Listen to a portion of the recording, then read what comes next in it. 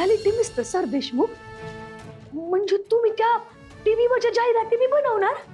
वा वा वा वा, मज्जाच आहे पैलवानांची. सॉरी आई साहेब, मी जरा लवकर नाश्त्याला बसलो. आज शूटिंग आहे ना आमचं, तिकडे जायचंय. मिस प्राजक्ता, तुम्ही पण रेडी व्हा, निघायचंय आपल्याला. निघायचंय? कुठे निघायचंय? आउटडोर शूट आहे ना आज आपलं, त्यामुळे वेळेत पोहोचलेलं बरं. तुम्ही पटकन रेडी व्हा, माझ्यासोबतच चला, मी पण निघतो. अहो अहो अहो, काय माणूस आहे हो, आत्ता सांगते शूटिंग आहे म्हणून. वस्तात, मला खरंच ठाऊक नव्हतं. मी काय म्हणलो काय? तुम्ही बी येताय काय माझ्या संग? बरं होईल. मी कशाला येऊ? हे काम घेताना मला विचारलं होतंस का? मी माझी हातची कामं सोडून तुझ्या मागं मागं येत बसू? कशाला? अहो, बाहेरगावी शूटिंग आहे म्हणून म्हणलं मी. मग काय झालं? हाडाची पैलवान आहेस तू, स्वतःला सांभाळायला समर्थ आहेस. याची काय गरज आहे तुला? इकडच्या इकडे जेव्हा शूटिंग होतं तेव्हा याची आठवण नाही झाली. वस्ताद म्हणून याचं नावही घेतलं नाहीस तू, आणि आता बाहेरगावी जाताना याची गरज पडली. कशाला? शेपूट म्हणून मिरवायला? की तिकडे स्वतःचा गडी म्हणून राबवायला? अहो, असं काय म्हणताय? हे बघ, तुझं काही ऐकून घ्यायची माझी इच्छा नाहीये. आम्हाला आमची भरपूर काम आहे. तुला जे काही करायचंय ना ते कर. अर्थात तुला हे काही सांगायची गरज नाही. मनमानी तू नेहमीच करतेस. फॅक्टरीत येतेस काय, कुणाचा तरी फोन येतो काय, तू धावत पळत निघून काय जातेस. नावाला फक्त फॅक्टरीत येतेस, पगार मात्र लगेच उचलतेस. आणि आता तिकडे यायची गरज नाही तुला. तसेही भारी पैसे मिळत असतील तुला दुसरीकडे. किंवा तिकडे नाही आलीस ना तरी चाल. तुला जिकडे जायचंय तिकडे जा, पण घरातली सगळी कामं आटप. घरातल्या कामात मला अडथळा नकोय कुठलाच. चल वीरू.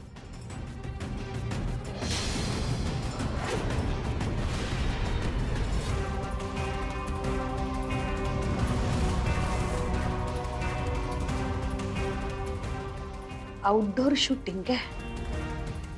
बघतेच मी पैलवान, कशी काय पोचतेस तू टाइमावर.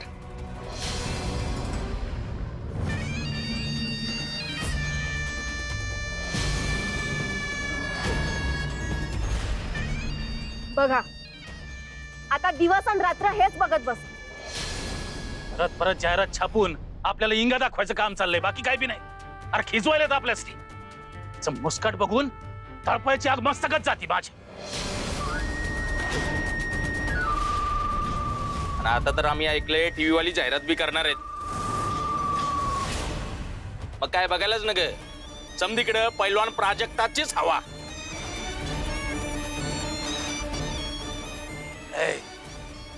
लय अपमान केला या शिराळकरांनी. माझा पहिला हिचा सासरा, माझा भाऊ, मला घरात धक्के मारून बाहेर काढलं. तो वारल्यानंतर बराबर प्लॅनिंग करून मी घरात घुसलो आणि त्यांची समधी इस्टेट हातात आली माझ्या. या प्राजक्तानं समजा घोळ करून टाकला. त्यांची फॅक्टरी आपल्या ताब्यात येता येता निसट. इतकं मोठं कर्ज लादलंय आपण त्यांच्यावर, तरी ती प्राजक्ता सतत आपल्यावर भारी पडते. या शिराळकरांना सरळ मार्गाने हरवणं शक्य नाही. तेव्हा बी नव्हतंच. काकासाहेब, त्या वेळेला जसा आपण उलटा डाव टाकला होता ना, तसाच उलटा डाव आता पण टाकायला पाहिजे. उलटा डाव कोणता आणि कधी टाकला होता? त्या वीरूला आखाड्यात जी दुखापत झाली होती ना, झाली नव्हती, या केली. आम्ही ठरूनच डाव टाकला होता तो. त्या सामन्याच्या पंचाला मॅनेज केलं होतं. म्या जयराजनं वीरूची मान मातीत दाबून ठेवली होती. ताज्या बोंबलत होता पण पंचानं फौल दिला नाही. त्यातच वीरूच्या मानेची नस दुखावली आणि कोमात गेला. त्या वीरू पैलवानची कुस्ती कायमची संपली ते संपली. वर आमसनी आणखीन बोनस लागला. त्याचे परमपूज्य पिताश्री श्रीपतीराव शिराळकर. वीरू कोमात गेला म्हणून त्यांनी हाय खाल्ली आणि प्राण सोडले.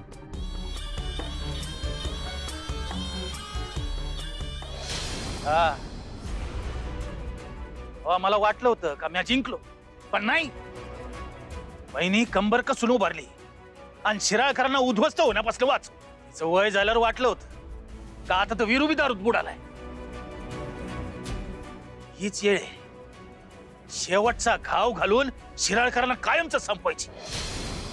नाही ती प्राजक्तामध्ये आडवी आली आणि समजा प्लॅन चौपट केला. आता आणखी खेळत बसण्यात काहीच अर्थ नाही. आता एकच शेवटचा घाव घालाय. फॅक्टरीच्या जोरावर कर्ज फेडण्याचा प्लॅन आहे ना शिराळकरांचा. आपण सरळ ती फॅक्टरीत जाळून टाकायची.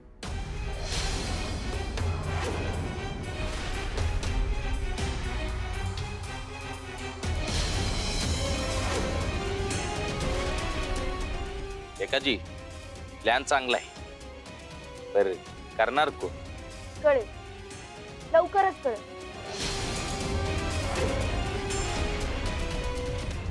नाही मी पोचलोय सेटवरती. मिस प्राजक्ता तुम्ही चेंज करून घ्या. मी कॉस्ट्युम त्याला सांगतो. करायचंय काय? मागच्या खेपेसारखा आचरटपणा न गाय मला. मी सांगून ठेवते. घरच्या आणखीनच कावते. तुमच्या घरातले दुखावले गेले यात तुमची काहीच चूक नाहीये मिस प्राजक्ता. ते स्वतःहून मनात राग धरून बसले बाकी काही नाही. ते काय का असाल पण तुम्ही माझ्या मोहर माझ्या घरच्यांना उलट सुलट बोलणार असाल ना तर आत्ताच चालले मी निघून. नाही नाही नाही या वेळेला असं काही होणार नाहीये. या वेळेस स्क्रिप्ट एकदम क्लीन आहे. मी स्वतः लक्ष देऊन लिहून घेतली आहे. Trust me. तुमच्या घरातल्यांना वाईट वाटेल, तुमच्या घरातले दुखावले जातील असं काही होणार नाही. माय घर. ओके जा तुम्ही चेंज करून घ्या. शुभांगी मॅडम ना ग्रीन रूम मध्ये. चला मॅडम. All the best.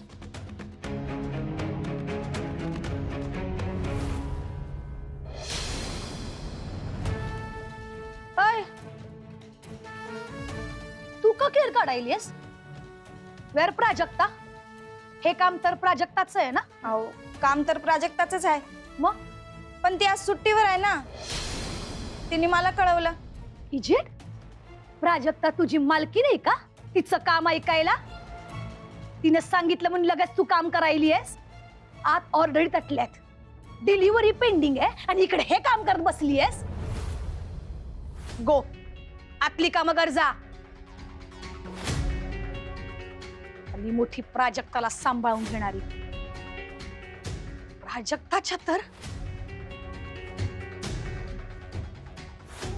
आई आई अगं काय झालंय कांचन? आई आई व्हेरी व्हेरी बिग घोळ झालाय. एक तर आज कामावर बायका कमी आल्यात आणि त्यात प्राजक्तानं दांडी मारली आहे. डिलिव्हरीसाठी पॅकिंग बाकी आहे, लेबलिंग बाकी आहे. आता कसं करायचं? हे म्हणजे सगळा रेकॉर्ड फक्त आणि फक्त प्राजक्ताला माहितीये. तिच्यामुळेच काम तटलंय बघा. आई डिलिव्हरी जर येळत नाही गेली तर आपल्याच कंपनीची बॅड पब्लिसिटी होणार बघा. अगं वीरू आहे ना, वीरू आणि चिन्याला लक्ष द्यायला सांग तिकडं. आणि धनंजयलाही सांग एक दिवस ये म्हणावं इकडे लक्ष द्यायला. ते तर मी सांगतेच हो, पण प्राजक्तामुळे झालाय तेवढा मनस्ताप कमी आहे का? आता तिचं नाव घेऊन अजून तो वाढवतेस आणि तिच्या नावानं शंख फुंकून वेळ घालवण्यात काही उपयोग नाहीये. मी जसं तुला सांगितलंय ना तसं कर. उपाय शोध आणि कामाला लाग जा. हे बरं आहे तुमचं आई. मनमानी करायची ती ना आणि ओरडा खाऊन काम करायची आम्ही. फॅक्टरीत यायचं असेल ना तर काम करावंच लागल. नाहीतर तूही जा कर तिच्यासारखी मनमानी. इकडे काय करायचं ना ते माझं मी बघेन. काय ठरवलंयस सांग. नो नो आई, मी थोडीच तिच्यावानी शेल्फी आहे. मी तर फॅक्टरीच भलं बघणार. तुम्ही सांगाल तसंच करेन. हा शाणी आहे ग माझी सुनबाई.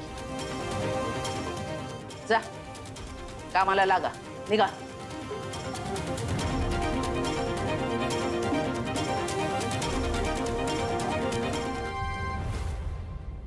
पैलवान रेडी?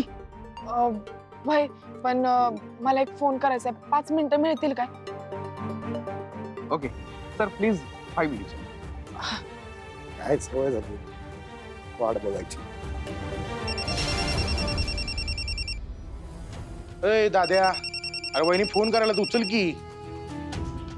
फोन माझा, बायको बी माझी. कवा माझं मी ठरवीन, कवा उचलायचा कवा नाही, उचलायचा बी की नाही उचलायचा.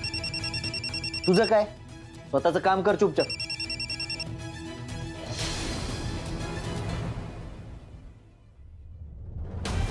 म्हणजे म्हणजे आता प्रोजेक्ट येणार नाही म्हणून आता मी कामासाठी बायका शोधत फिरायचंय काय?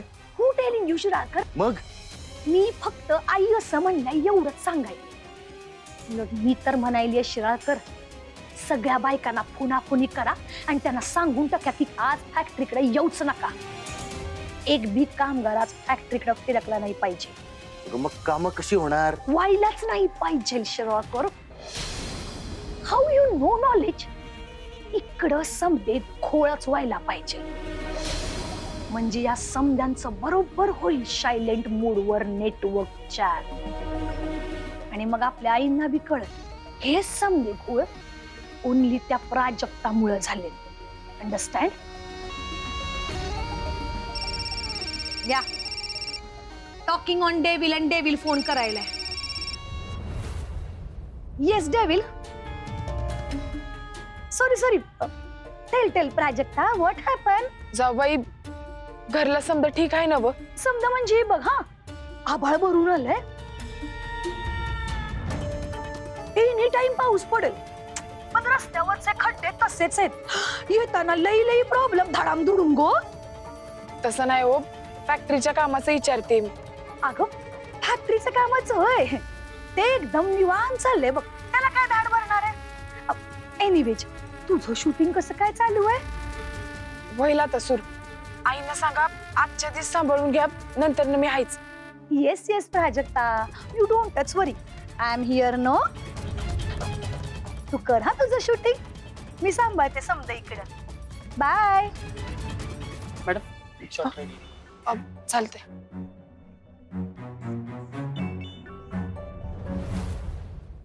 कांचन, तू तिला असं का सांगितलंस? इथं सगळं व्यवस्थित चाललंय, तिच्यामुळे काय काय घोळ होत आहे तिकडे, ते तिला समजायला नको का? नाहीच समजायला पाहिजे शिराळकर, पण तुम्हाला इतक्या वेळा सांगून कसं समजत नाहीये? शिराळकर, हे समधे घोळ जर तिला तिकडं कळले की नाही, तर तिकडचं काम सोडून ती इकडं येईल घोळ निस्तरायला. मग तिकडं हिरवीन व्हायची सोडून इकडं फॅक्टरीवर आईंसमोर हिरवीन बनल.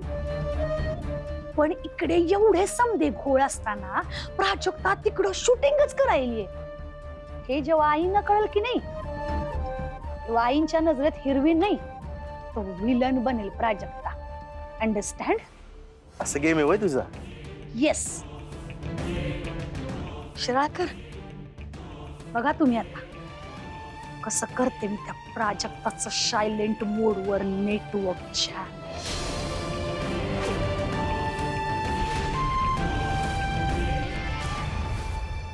सर सुरू करूया. Yes yes. अरे सुना, मी रेडीच, ते बघ ना, त्यांना सांग ना. Just 2 minutes. ए चला ना, पटापट आवरा ना. चलो यांचं सांग. चलो रे चलो. चल हो गया. प्राजक्ता, करते relax, all the best. Good. आई अहो, एव्हरी लेडीजला फोन करून झाला, पण कुठलीच बाई नाहीये कामासाठी अवेलेबल. आता कसं करायचं? प्राजक्ता बी गेलीये स्वतःच्या कामासाठी.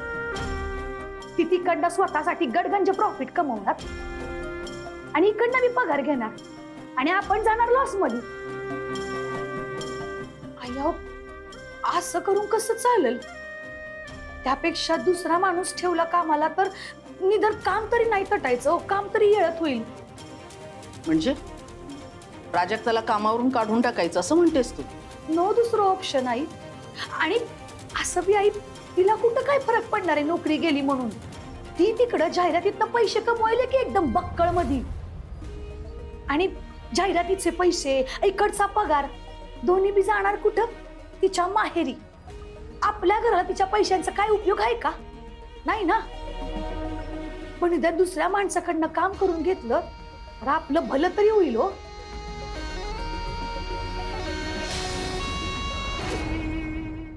Rolling action. माझ्या सिक्रेटची तंदुरुस्ती, अस्सल कोल्हापुरी प्रोटीन. कडेट वाक्य चुकतंय. Sir just 1 minute. Excuse me.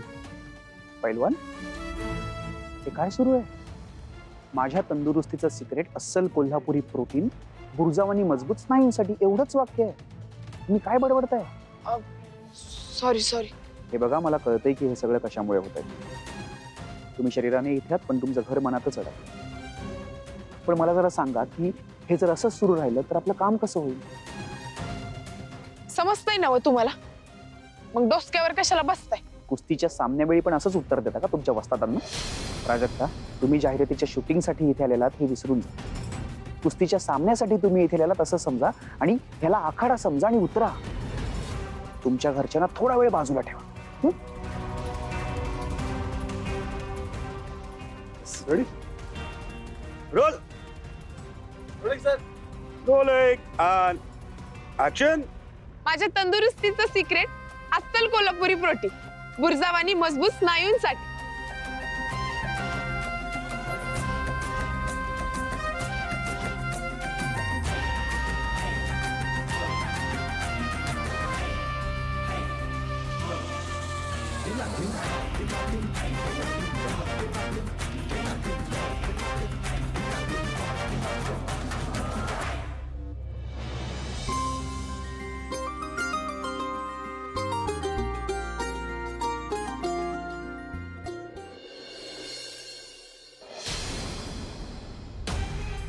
आई, जेवणाच्या कुकिंगला काय करू? नाही म्हणजे प्राजक्ता अजून रिटर्न तिकीट आली नाही ना घरला, म्हणून म्हटलं मीच क्वेश्चन करावा. मलाच तर करावं लागेल ना कुकिंग. उगाच लेट कशाला कुकिंगला? तिला फोन करून विचारू का मी? काही गरज नाही फोन करायची.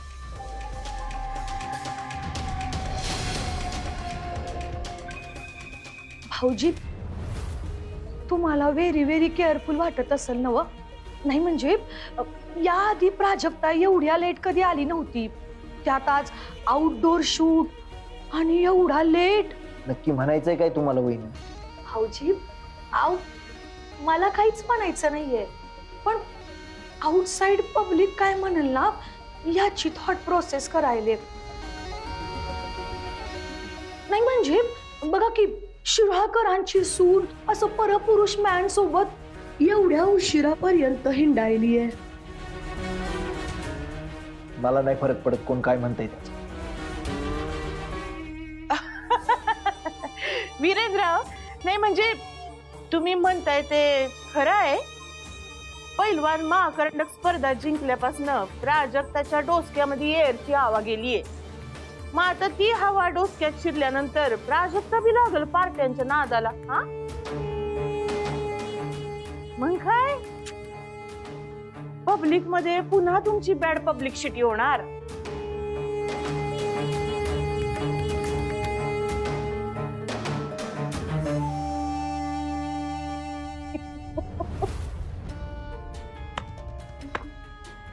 मम्मा, वाह क्या बात है. नाही म्हणजे पेट्रोल, डिझेल, रॉकेल, ऑइल समजा टाकलंस ते का फायर मध्ये आणि फायर एकदम. अगं म्हणूनच तर मी हाय तुझी मम्मा. आणि पिल्या यालाच म्हणतात सायलेंट मोडवर नेटवर्क जॅम.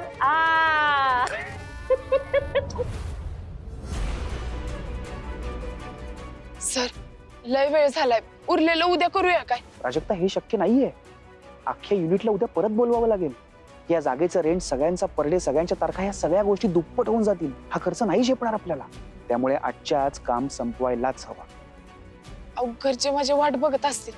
प्राजक्ता, तुम्ही लहान आहात का आता? कॉन्ट्रॅक्ट साईन केलं ना आपण. Be professional, okay?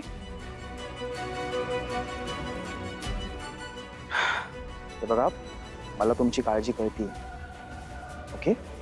पण प्लीज तुम्ही आता कामावरती फोकस करा, तरच आपलं काम लवकर आटवेल.